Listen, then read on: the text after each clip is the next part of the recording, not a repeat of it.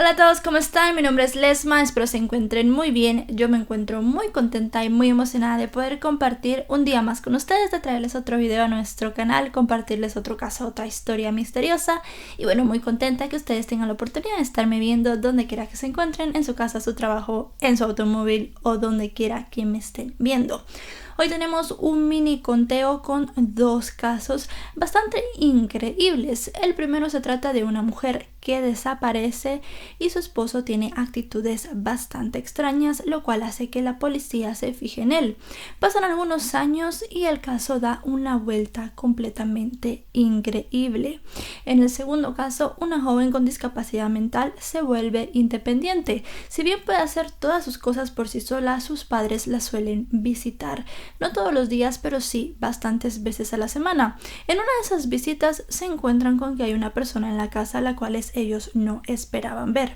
¿Qué tienen en común estos dos casos? Que ambos sucedieron en el día de San Valentín. Vamos a verlos.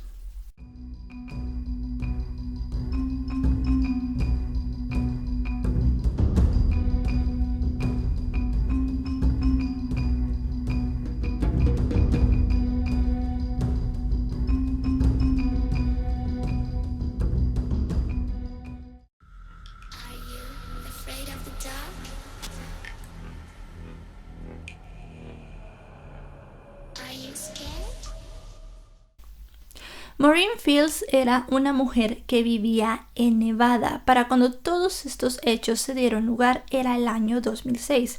Maureen tenía 41 años y su esposo Paul tenía 56. Ella era una trabajadora de un banco y la pareja no había tenido hijos. Era el día de San Valentín de ese año 2006 y Maureen llega a trabajar bastante nerviosa. Tenía una actitud muy rara, algo que no era muy común en ella. Había llegado bastante desarreglada, lo cual llamó la atención muchísimo de sus compañeros, ya que ella era una mujer a la cual le importaba muchísimo su físico. Le importaba mucho, ya se había hecho 2 cirugías plásticas, no salía sin maquillarse, no salía sin peinarse y pues el aspecto físico de ella ese día les llamó bastante la atención. Muchos se acercaron a preguntarle qué le sucedía y ella no supo dar una respuesta. Lo único que dijo es que algo importante iba a pasar ese día, pero no dio más detalles. Esto dejó bastante perturbados a sus compañeros, pero no podían hacer mucho. El día laboral terminó y al día siguiente Maureen no se presentó a trabajar en el banco. Estaban bastante nerviosos por la actitud que ella había tenido el día anterior, así que deciden hablar con su esposo Paul. Le llaman y le comentan que la mujer no ha llegado a trabajar. Este les dice que ella salió de casa como usualmente lo hace a las 8 de la mañana y ellos le informan pues que no ha llegado al trabajo, que no la han visto y que no saben nada de ella. Lo que Paul hace es dirigirse a la oficina de policía y preguntar si había habido algún accidente de tránsito durante la mañana por la zona. Los policías le dicen que no. Aquí viene la primera incongruencia, podríamos llamarle, entre lo que dice Paul y lo que la policía dice. Según Paul, luego de preguntar por los accidentes de tránsito, este le cuenta a los agentes que su esposa desapareció, que no ha llegado al trabajo y que quiere reportarla como persona desaparecida. Los agentes le dicen a Paul que tiene que esperar 24 horas para poder hacerlo, pero los agentes dicen que él nunca mencionó a su esposa, que nunca dijo nada sobre ella y que nunca les informó que no había llegado a trabajar. Es al día siguiente, el día 16 de febrero, que se hace un descubrimiento increíble. A 20 kilómetros de la línea del estado de Nevada, que era donde vivía Maureen, ya en el estado de California se encuentra su Hyundai verde. El automóvil de la mujer está abierto y lo que hay dentro, más que dar respuestas a lo que le pudo haber pasado, deja muchísimas preguntas más. El asiento del conductor estaba completamente reclinado hacia atrás y había muchos efectos personales de Maureen dentro del automóvil. Lo que más llamaba la atención era obviamente su bolso. Ella había dejado ahí todo su maquillaje, su cartera, su dinero y su identificación, cosa que, como ya les dije, para lo que ella se preocupaba por su físico era algo bastante extraño. Dentro del bolso también había una pequeña cantidad de dinero.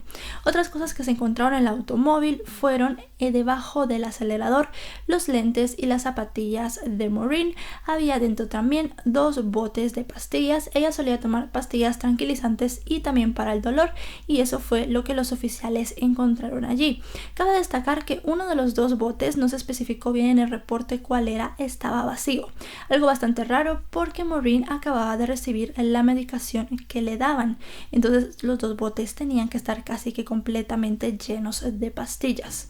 También se encontró dentro del automóvil un par de pantimedias, las cuales estaban atadas formando un pequeño nudo. Empezaron a buscar fuera a ver si había rastros de Maureen, y lo único que encontraron en los alrededores fue una toalla la cual tenía sangre y vómito. Llevaron todo esto a analizar y de las pantimedias pudieron sacar una pequeña muestra de ADN. La sangre y el vómito que había en la toalla, al menos la sangre, se pudo ver que era la sangre de Maureen. No se llegó a saber nada más de la mujer desde ese día. La policía investigaba bastante, pero no lograba dar con lo que le podía haber pasado. Paul decía que su esposa era bastante errática y bastante problemática. Hasta la acusó de estar sacando dinero de la cuenta bancaria de la pareja. En la pareja, quien llevaba las finanzas era Maureen. Ella era la que se encargaba de hacer los pagos, de comprar las cosas y de llevar al día todo lo que ellos necesitaran monetariamente, ya que como trabajaba en el banco tenía mucha experiencia con las finanzas. Paul dijo que él había visto que su esposa había sacado los días anteriores a desaparecer más de $9,000 de la cuenta bancaria y de la tarjeta de crédito. La policía comienza a investigar esto y se da cuenta que es una información completamente falsa. El único retiro que Maureen había hecho era uno de $4,000, pero este le había servido para poder pagar una tarjeta de crédito que ellos pues tenían pendiente de pago, pero luego no se vieron movimientos extraños, solamente los usuales, compras en restaurantes, compras en el supermercado y de lo que se necesitara en el hogar. Por su parte, los amigos de la pareja dijeron que Paul era un hombre con un comportamiento bastante agresivo, era muy celoso y además de eso era bastante problemático. Hasta dijeron que los meses antes de desaparecer, Maureen había considerado pedirle el divorcio. Hubo algo que llamó bastante la atención de la policía que Paul hizo. Habían pasado 90 días desde que se había visto por última vez a Maureen y él fue a la corte a acusarla de abandono de hogar para que el juez pusiera todas las pertenencias que ellos tenían a nombre de los dos, solamente a nombre de él. Esto quería decir las cuentas del banco y además de eso un pequeño terreno que habían comprado.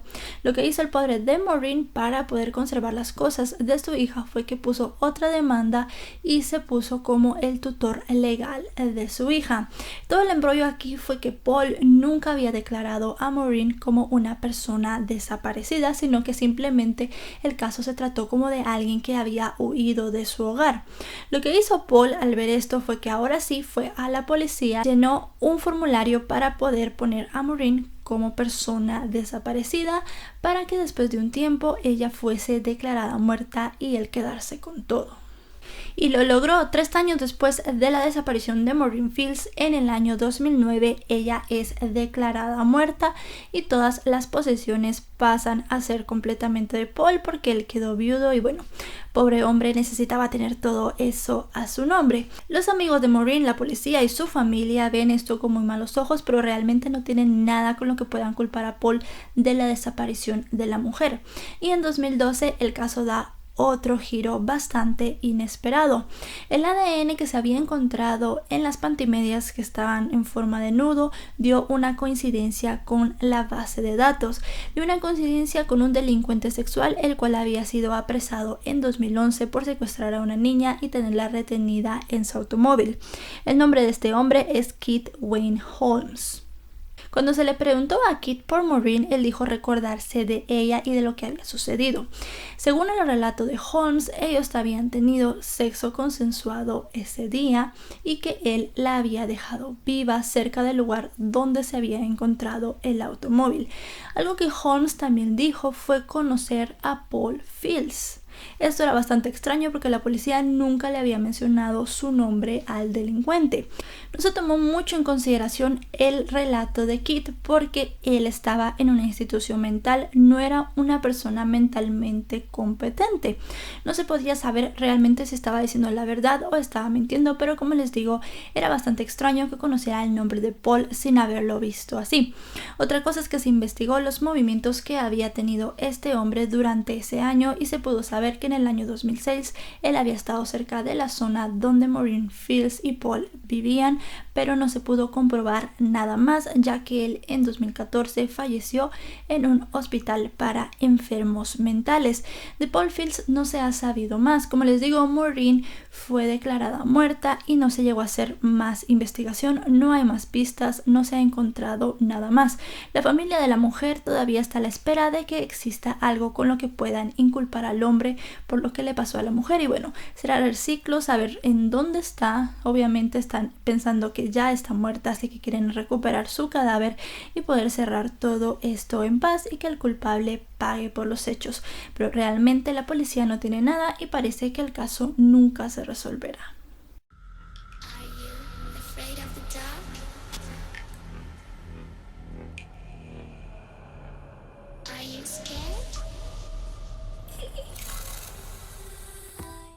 Jodine Serene era una mujer la cual tenía discapacidades mentales, aunque realmente durante toda su vida Jodine siempre fue bastante independiente. Desde pequeña ella podía hacer todas sus cosas por sí misma y a sus padres les gustaba mucho el hecho de que fuera tan independiente y no necesitara de nadie.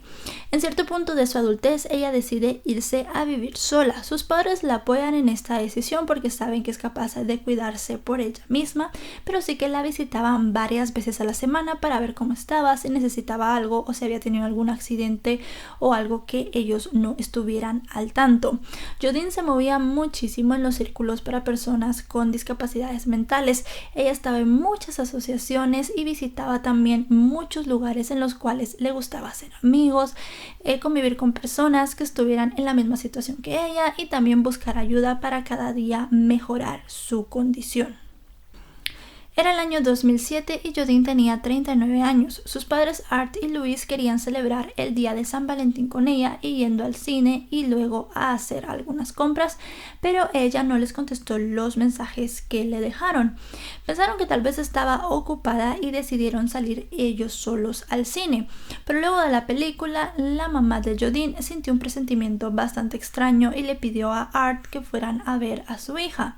Ellos llegaron al lugar, no hubo necesidad de tocar porque tenían una llave del departamento, pero sí les pareció bastante extraño que el seguro, la cadena, estuviera puesta por dentro.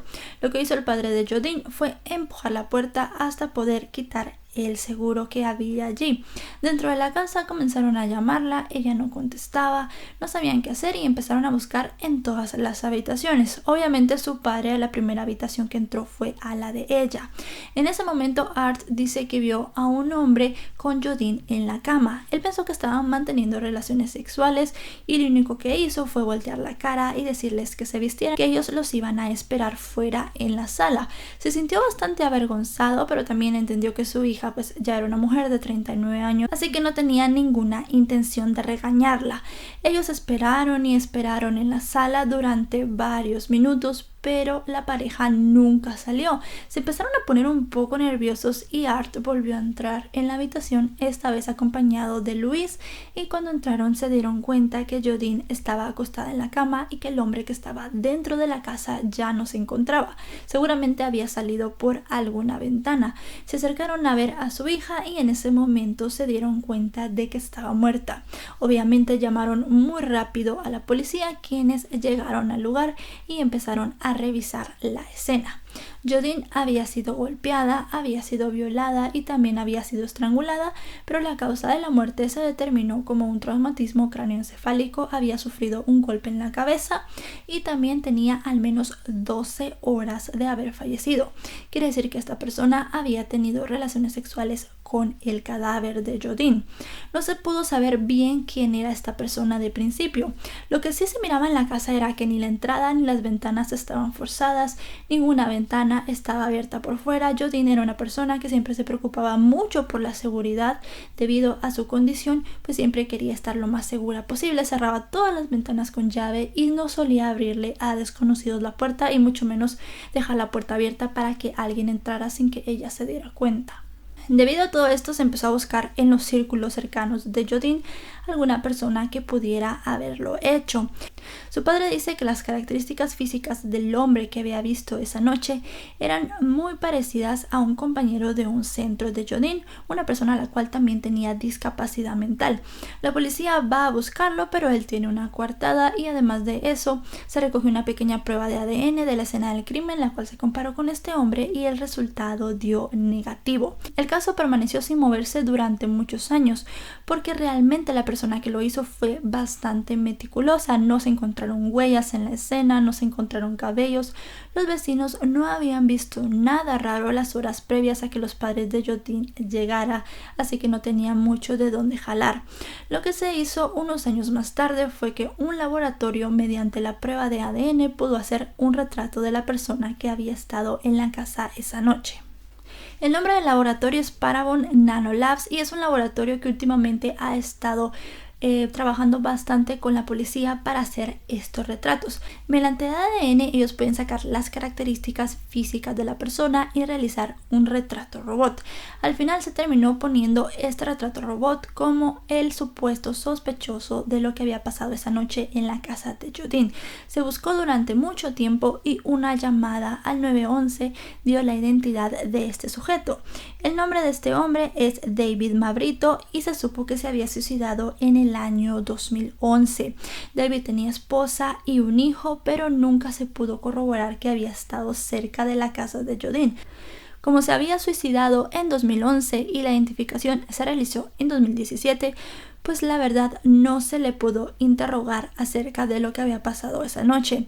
David Mavrito, para cuando Jodine había fallecido, tenía 38 años y concordaba con la descripción física del padre de ella. Había visto un hombre alto y bastante fuerte, pero como les digo, como falleció nunca se le pudo entrevistar, así que se tomó como que él era el culpable, pero realmente el caso no se resolvió en sí porque nunca se supo qué había pasado, por qué él había estado ahí, cómo había entrado a la casa. Quedaron muchísimas preguntas en el aire, así que pues no se consideró resuelto al 100%. Y bueno, chicos y chicas, hasta aquí el video de hoy. Fueron dos casos bastante impactantes, dos casos bastante cortos porque en realidad no se realizó una gran investigación.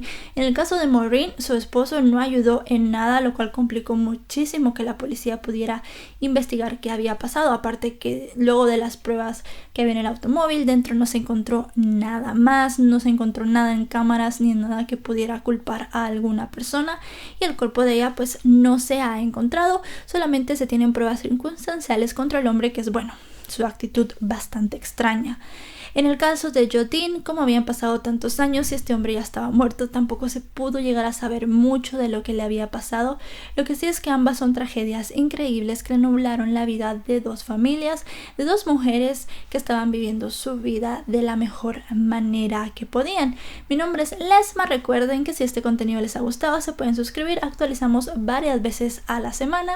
Mis redes sociales están en la descripción de este video por si me quieren seguir por allí también. Y bueno, nos vemos hasta otro. Adiós.